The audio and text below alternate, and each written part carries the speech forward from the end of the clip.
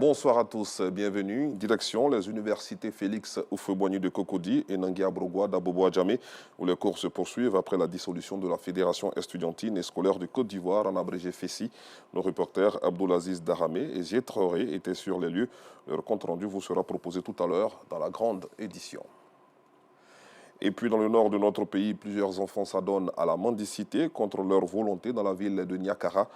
Leurs parents les envoient en Côte d'Ivoire pour les études, mais une fois sur le sol ivoirien, ils sont transformés en mendiants par leurs tuteurs.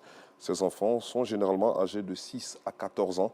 Voici donc leur témoignage au micro de Ansita Diarra, Adama Koné et Issa Dambélé. Venu en Côte d'Ivoire pour les études coraniques depuis l'âge de 8 ans, son enseignant le transforme en mendiant dès son arrivée dans la ville de Niakara, dans le nord du pays. Pour sa sécurité, nous allons le surnommer Issa. Chaque jour, il parcourt les rues et ruelles de Niakara pour quémander de l'argent aux passants. Ce que je gagne, j'envoie à mon maître. Souvent, je peux avoir 1000 francs ou plus. Il y a des gens qui nous donnent du riz ou de la tchéké.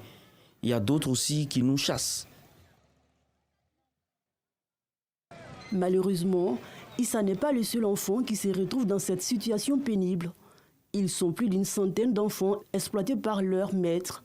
Du matin au soir, sous le soleil et la pluie, ces enfants n'ont d'autre choix que d'accoster des véhicules et des usagers de la route pour avoir de quoi satisfaire leurs dieux sur terre. La plupart d'entre eux viennent du Mali et du Burkina Faso.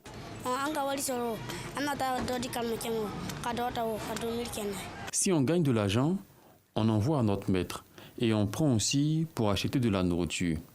On sort de la maison à 8 heures et à midi, on va manger. Ensuite, on revient à 14 heures. Ce n'est pas facile pour nous. On les retrouve généralement dans des marchés, maquis, restaurants et stations-service.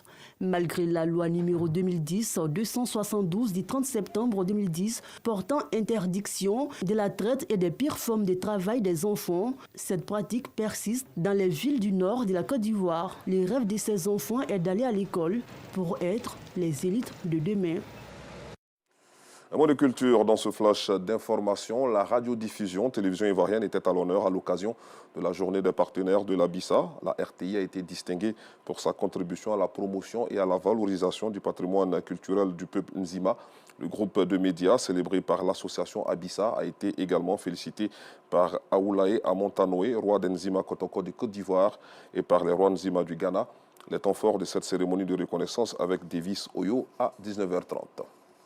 De l'autre côté de la frontière nord de notre pays, au Burkina Faso, plusieurs officiers des forces armées, dont l'ancien président de la transition, Paul-Henri Sandaogo Damiba, ont été radiés par l'actuel dirigeant du pays, le capitaine Ibrahim Traoré, par une série de décrets signés le 30 octobre dernier. Il est reproché à ces officiers une faute jugée particulièrement grave, l'atteinte à la dignité militaire, caractérisée par une intention de porter les armes contre l'État et de nuire à la défense nationale. Hors du continent pour terminer, quoi qu'il arrive, ça sera un résultat historique. Les États-Unis d'Amérique décident ce mardi qui de Kamala Harris ou de Donald Trump va entrer à la Maison-Blanche au terme d'une campagne d'une tension inouïe, indécise jusqu'à la dernière minute. Les bureaux de vote pour la présidentielle ont ouvert et des millions de personnes vont ajouter leur voix aux plus de 80 millions de bulletins déjà déposés de manière anticipée ou envoyés par voie postale. Je vous retrouve à 19h30.